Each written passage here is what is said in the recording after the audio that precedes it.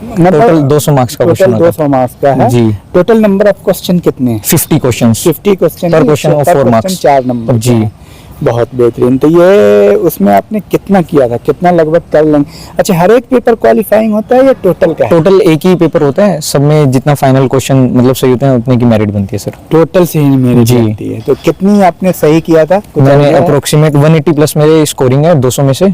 200 में से 180? जी sir. Very good, बहुत बेहतरीन यार, कमाल कर गया, बहुत बेहतरीन, बहुत और- अच्छा लगा हमको जी सर। ये जान करके। 200 में से 180 किया है, समझ लीजिए। और मतलब कंपटीशन है, और कुछ लोग तो बस फॉर्म भरने के लिए दौड़ जाते हैं। जी सर।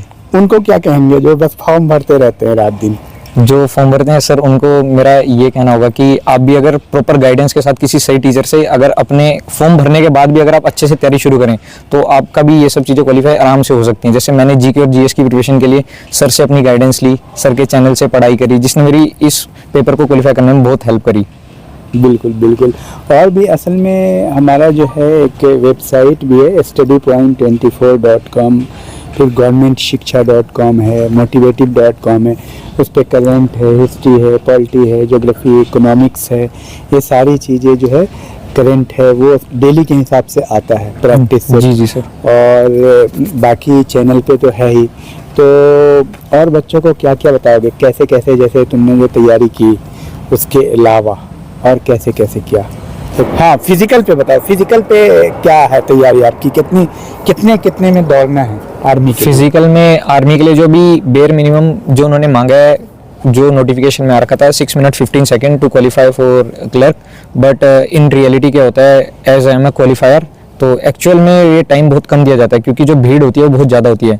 उन्हें भी उस भीड़ में से छटाई करनी होती है, जिस वजह से वो 6, 10 या 6 मिनट तक का भी टाइम देते हैं जिससे हमें क्वालिफाई करना होता है। एंड मैंने काफ़ी बच्चे देखे हैं जो इस चीज़ की प्रिपरेशन के लिए कई साल लगा लेते हैं, वो अपना फिजिकल तो इस हिसाब से प्रिपेयर कर लेते हैं कि वो द बेस्ट बन जाएं, बट उनकी रिटर्न की प्रिपरेशन इतनी अच्छी नहीं होती कि वो पेपर भी क्वालिफाई कर पाएँ।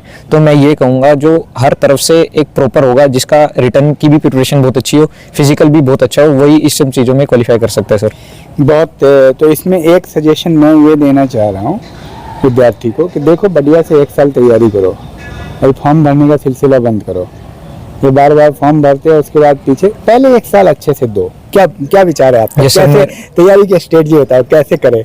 जो ये पहले फॉर्म भरते हैं फिर तैयारी करते हैं? यस सर, जो मेरा लास्ट ईयर की मेरी स्ट्रेटेजी थी वो भी ऐसी थी कि मैं कोई भी फॉर्म आया मैं उसका फॉर्म भर देता था, जबकि प्रिपरेशन मेरी उस हिसाब से थी नहीं। मैंने भी 1 साल अपने पैसे और समय दोनों बर्बाद कराए, फिर जाके मुझे कहीं समझ आई, मैंने सर की गाइडेंस में ये सब चीज़ें सीखी कि क्यों ना जब तैयारी करूं तो एक ही चीज़ की दिल से तैयारी करूं कि मैं उस चीज़ को हासिल करके रहूं। और मैंने जब इस चीज़ की तैयारी करी, आज मेरा दोनों चीज़ क्वालिफाई हो चुकी है। ये मैं हर एक स्टूडेंट को हमेशा बोलता हूँ। बाहर के जो पटना यूनिवर्सिटी, दिल्ली, इलाहाबाद, लखनऊ, वहाँ पे विद्यार्थी कैसे तैयारी करते हैं? वहाँ पहले तैयारी करते हैं और फिर फॉर्म भरते हैं। जी सर। यहाँ छोटे शहरों में कैसे करते हैं? पहले वो फॉर्म भरते हैं फिर तैयारी करते हैं। कभी नहीं होगा। और आपको ये बताया ना, वो लड़के 2 साल में क्वालिफाई कर जाते, ये लड़के 10 साल में नहीं कर पाते। क्यों? क्योंकि कभी तैयारी ही नहीं हुई। वो तो बस रेस में ही है। एक चीज बताओ, तुम ओलंपिक की कभी तैयारी नहीं किया, चले जाओगे ओलंपिक दौड़ने, तुम तो 50 साल में नहीं जीतोगे। जी सर। क्योंकि पहले तो तैयारी कर लो ना, अपने स्ट्रेंथ को पहचानो, अपनी वीकनेस को पहचानो। तुम कहाँ पे मैथ में कमजोर हो, साइंस में कमजोर हो, जीएस में कमजोर हो, किसमें स्ट्रांग हो, जो कमजोर है उस पर फोकस करो। लगते हैं एमसीक्यू करने, और 3 महीना बोलने वाले या 6 महीना बोलने वाले या बोलते हैं कि इस साल मैं क्वालिफाई कर जाऊंगा या कर जाऊंगी, अपने मन में उनके रहता है, वो मैं आपको यकीन दिला रहा हूँ 5 साल भी यही नजर आते हैं। जय हिंद दोस्तों, हमारे साथ में अभी हमारे स्टूडेंट हैं अभय, पूरा नाम क्या है आपका? अभय थापा। अभय थापा। जी सर। अभय थापा हैं, इन्होंने आर्मी क्वालिफाई किया है अभी, तो अभी ज्वाइनिंग भी होगी इनकी बाद में। तो बहुत बहुत बधाई हो अभय आपको। बहुत अच्छा लगा ये जान करके कि आपने क्वालिफाई किया है, तो बहुत बेहतरीन है। क्योंकि आज के दौर में आप समझ रहे हैं कंपटीशन का लेवल कितना ज़्यादा है।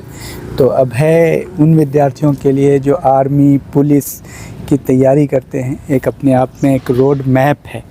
अभय बताएंगे कि कैसे कैसे इन्होंने तैयारी किया, कहाँ कहाँ से मदद ली, क्या क्या सब्जेक्ट आते हैं, क्या क्या पेपर है। आज पूरी, हमने तो बहुत जगह बताया, लेकिन आज पूरी कहानी अभय बताएंगे अपनी कैसे कैसे इन्होंने जर्नी को शुरू किया है। हाँ अभय तो बताओ कैसे कैसे हुआ। सर जो मेरा एग्ज़ाम क्वालिफाई हुआ है वो हुआ था आर्मी ऐसे क्लर्क का। थोड़ा हम लोग इधर भी एक बार देख सकते हैं। हाँ तो आर्मी क्लर्क क्लर्क का, जी सर, क्लर्क में सर 5 सब्जेक्ट होते हैं, जीके, जीएस, मैथमेटिक्स, इंग्लिश और कंप्यूटर साइंस।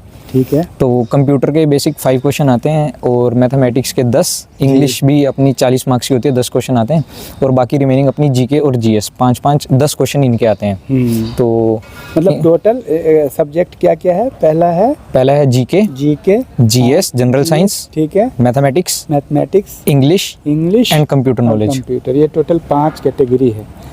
5-5 क्वेश्चन ये अपना जो बेसिक होगी जीके जीएस से आते हैं, कंप्यूटर के 5 क्वेश्चन होते हैं, बाकी सबके 10-15 क्वेश्चन होते हैं। मतलब टोटल 200 मार्क्स का क्वेश्चन टोटल होता है। 200 मार्क्स का है जी। टोटल नंबर ऑफ क्वेश्चन कितने हैं? 50 क्वेश्चंस 50 क्वेश्चन पर क्वेश्चन और 4 मार्क्स। 4 नंबर जी। के हैं। बहुत बेहतरीन। तो ये उसमें आपने कितना किया था, कितना लगभग कर लेंगे? अच्छा हर एक पेपर क्वालिफाइंग होता है या टोटल का है? टोटल एक ही पेपर होता है, सब में जितना फाइनल क्वेश्चन मतलब सही होते हैं उतने की मेरिट बनती है सर। टोटल से ही मेरिट जी। बनती है। तो कितनी आपने सही किया था? कुछ मैंने idea है? अप्रोक्सीमेट 180 प्लस मेरे स्कोरिंग है 200 में से। 200 में से 180? जी सर। वेरी गुड, बहुत बेहतरीन यार, कमाल कर गया, बहुत बेहतरीन, बहुत और- अच्छा लगा हमको जी सर। ये जान करके। 200 में से 180 किया है, समझ लीजिए। और मतलब कंपटीशन है और कुछ लोग तो बस फॉर्म भरने के लिए दौड़ जाते हैं। जी सर। उनको क्या कहेंगे जो बस फॉर्म भरते रहते हैं रात दिन?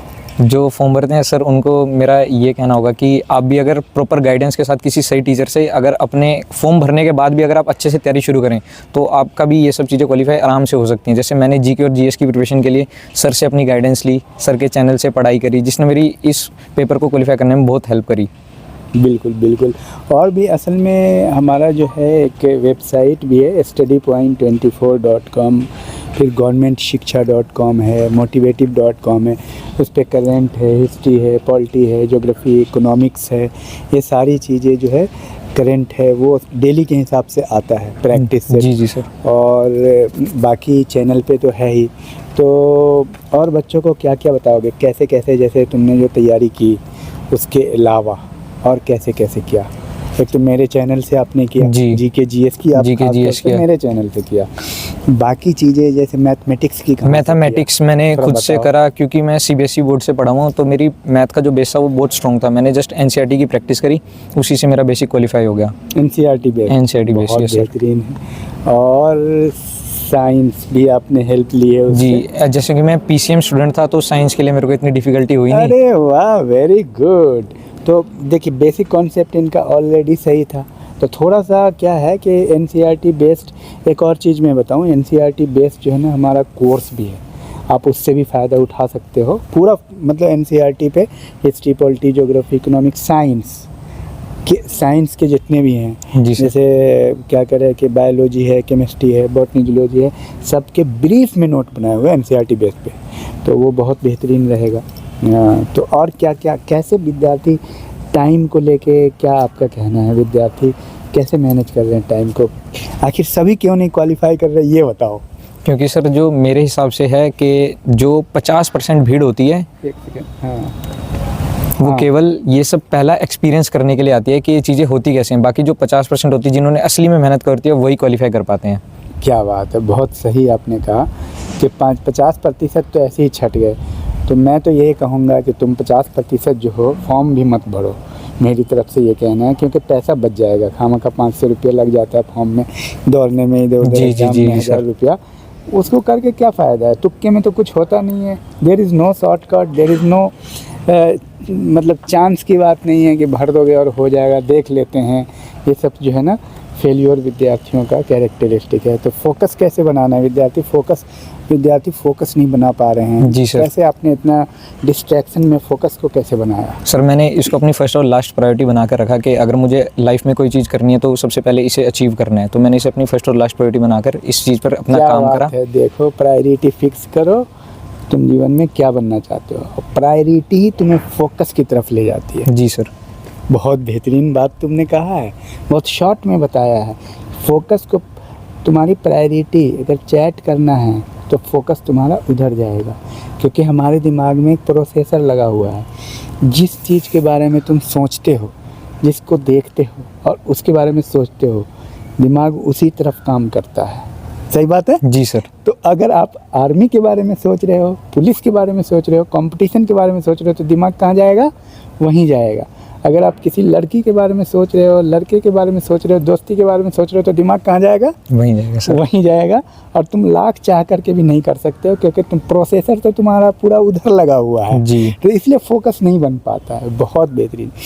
अच्छा, आजकल एक चीज़ और बताओ, या तुम इसको एक्सप्लेन कर सकते हो कि विद्यार्थी में एक बुरी लत हो गई है, जैसे इंटरनेट पे उल्टी सीधी चीज़ें देखते हैं। जी जी जी जी। जो मतलब न्यूडिटी वगैरह है, अडल्ट्री है, उसके बारे में क्या कहना चाहोगे? तो वो कैसे उस आदत में बच्चे फंस जाते हैं? क्योंकि तुम ज़्यादा अच्छा बता सकते हो, युवा हो और सफल हो, तो तुम बता सकते हो कि आखिर कैसे मतलब विद्यार्थी इसमें फंस जा रहे हैं। मेरे ओपिनियन में इन सब चीज़ों में मेन फंसने का जो कारण है वो है जी, जो सबसे पहली गलती जो है वो है प्रॉपर टाइम मैनेजमेंट ना करना। क्योंकि अगर कोई इंसान अपने दिन के 24 घंटों में से 24 घंटों का सही से सदुपयोग नहीं कर पा रहा है, तो वो खाली समय में क्या करेगा? खाली समय में इन सब चीज़ों में सफरिंग करने लग जाता है। सफरिंग की वजह से उसका इंटरेक्शन जो होता है, इंटरेस्ट इन सब चीज़ों में जाने लग जाता है। इंटरेस्ट से एडिक्शन में कन्वर्ट हो जाता है, एडिक्शन से वो लत छूट नहीं पाती, जिससे उसका फ्यूचर बढ़ने की जगह गिरने लग जाता है सर। बहुत अच्छी बात इन्होंने कहा, प्रायोरिटी और टाइम मैनेजमेंट। आप कितने नंबर पे क्या रख रहे हो? एकेडमिक्स कितने नंबर पे है? कंपटीशन कहाँ पे है आपकी प्रायोरिटी में? मॉर्निंग में क्या है? इवनिंग में क्या है? दोस्त किस प्रायोरिटी में आती है? यहाँ तो टॉप पे दोस्ती को ही रखते हैं। तो अब ये बताइए, बच्चों में बुरी लत क्या क्या है? तो आप अपने हिसाब से बताइए। मेरे हिसाब से बच्चों में जो बुरी लत है, अगर जैसा मैंने नोटिस करा है, बच्चे अगर पढ़ाई करने भी जा रहे हैं, घर से कोचिंग लेने भी जा रहे हैं, अगर घर वाले उन्हें फैसिलिटी दे रहे हैं कि घर में वाईफाई लगा दिया है, उनका शुरू का जो 1-2 दिन की जो उनकी मोटिवेशन होगी, इंट्रिंसिक और एक्सट्रिंसिक, कि मैंने बाहर से देख लिया, 2-3 दिन वो अच्छे से पढ़ लेंगे, पर तीसरे-चौथे दिन से वो क्या करते हैं, यही वाईफाई, बाहर घूमना, इन सब चीज़ों में बहुत ज़्यादा इन्वॉल्व हो जाते हैं। पढ़ाई की जगह यूट्यूब पे स्क्रॉलिंग करना, फेसबुक पे स्क्रॉलिंग करना, इंस्टा पे रील देखना, जो कि गलत है। अगर आपके अंदर मोटिवेशन है, इंट्रिंसिक मोटिवेशन, वो लंबे दौर तक होनी चाहिए, कि जब तक आप अपना गोल अचीव ना कर लें तो मोटिवेशन ख़त्म ना हो। तो एग्जैक्टली अगर आप प्रायोरिटी फिक्स नहीं करते हो, तो आप जो है ना ओल्ड पैटर्न पे तुरंत आप वापस आ जाते हो। ये थ्योरी है। ये जैसा कि आपने कहा कि 2 घंटा, 2 दिन, 3 दिन एक नई प्रायोरिटी जो आप फिक्स करते हो उस पर चलते हो, और फिर आप यू टर्न मार करके उसी ओल्ड पैटर्न में, उसी लूप में, you will reinforce your loop, ठीक है, और उसी पैटर्न में आप चले आते हो। तो बच्चों में बुरी लत जो है, जिसकी हम बात कर रहे थे, जैसे एक तो मान लो ये सब बहुत आम है, स्क्रॉलिंग है, जैसे एडल्ट्री भी हो गई है। एडल्ट्री के बारे में तुम्हारा क्या कहना है? सर मेरा इसमें ये जो बच्चे देख रहे हैं रात भर, जी, वो अपने आप को कमज़ोर कर रहे हैं, बर्बाद कर रहे हैं, उनको क्या बोलोगे? जो अडल्ट्री की ये जो लत है, इसका भी मेरे हिसाब से मेन रीज़न ये है, सबसे पहला कि उनके पास इंटरनेट एक्सेस बहुत इजीली मिल चुका है।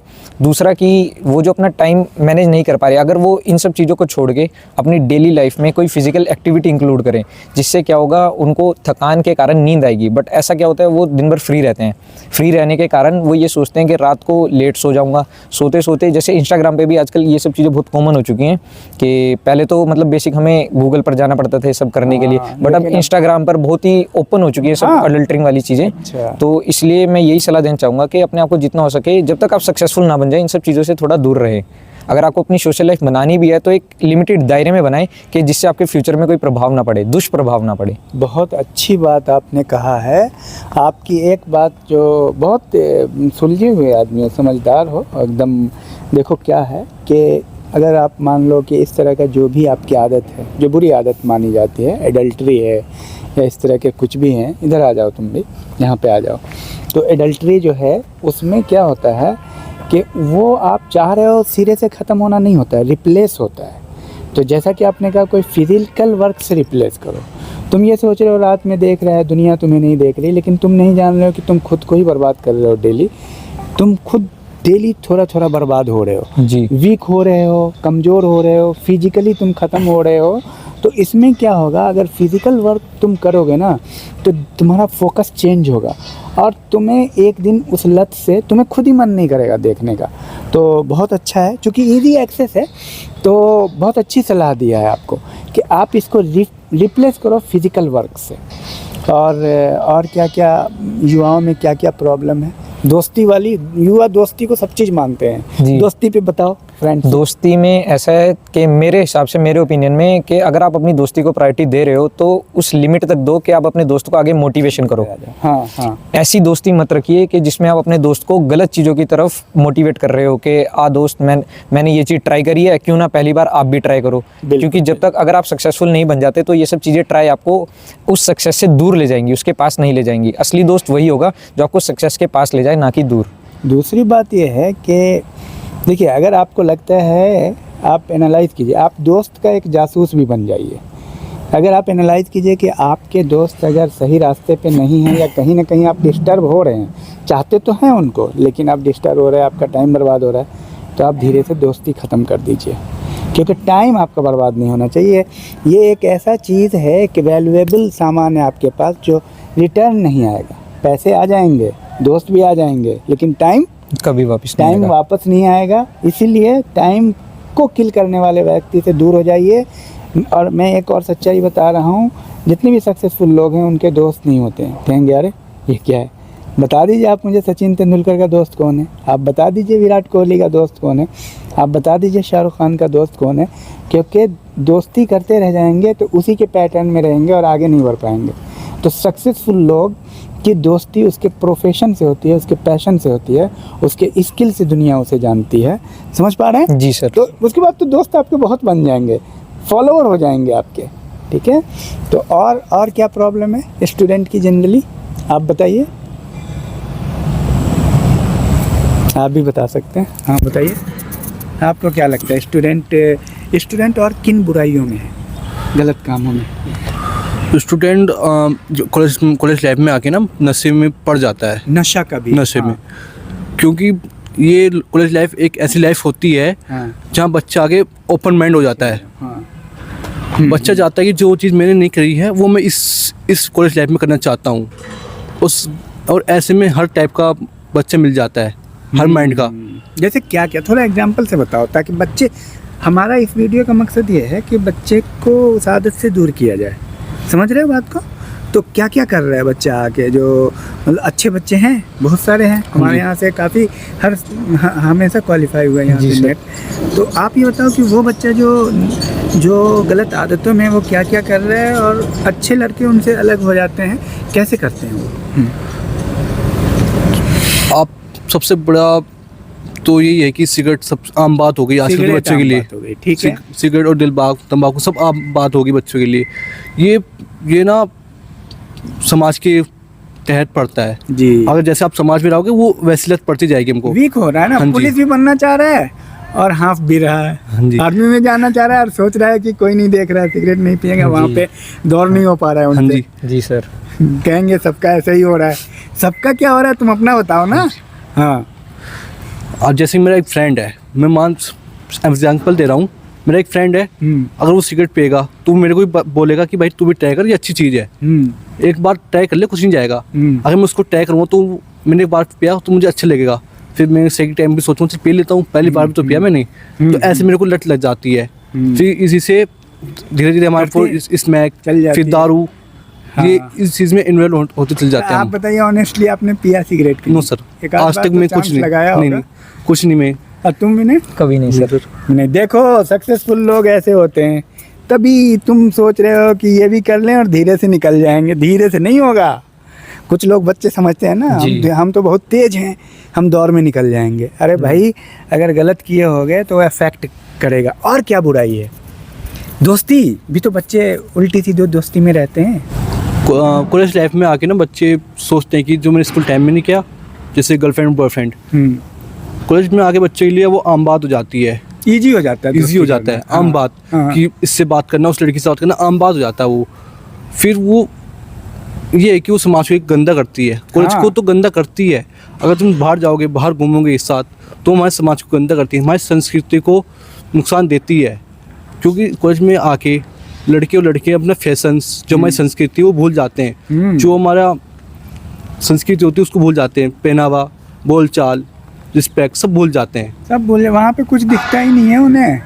उन्हें अच्छे स्टूडेंट तो दिखते ही नहीं हैं। मैं तो हम भी देख रहे हैं, हमारा भी एक्सपोजर है कि जो बच्चे गर्लफ्रेंड बॉयफ्रेंड के चक्कर में होते हैं तो उनको दुनिया नज़र ही नहीं आती। जी फिर जब उनको धोखा मिलता है या कुछ ऐसा होता है फिर उसको लगता है यार बहुत गलत हो गया। ये है, आपका क्या कहना है? ये गर्लफ्रेंड वाला क्या सिचुएशन है जो बनाते हैं? सर मेरे हिसाब से है एक लिमिटेड दायरे में बिना ऑब्सीन एक्ट करे कि लिमिटेड फ्रेंड सर्कल होना मैंडेटरी भी है, क्योंकि आप अपोजिट सेक्स को उसके बारे में जानते हो कि आपको उनकी चीज़ें पता चलें। बट इतना भी नहीं होना चाहिए कि अगर मैं कॉलेज में हूँ मेरे को उसकी पता होनी चाहिए मर्यादा कि मैं क्या चीज़ सही कर रहा हूँ क्या चीज़ गलत कर रहा हूँ, जिससे दूसरों को कोई दिक्कत ना हो और मैं अपने गोल की तरफ डेडिकेटेड रहूँ कि मुझे उस चीज़ के लिए डिस्टर्ब ना कर पाए वो चीज़ें। तो बिल्कुल जी सर, मतलब आप जो है ना एक ऐसे दायरे में रहें कि आपकी लिमिटेशन हो कि उसके बाद जो है ना आप अनकंट्रोल ना हो जी और आपके लक्ष्य में वो बाधा ना पहुंचाएं। जी दोस्ती एक लेवल तक ठीक है जहाँ तक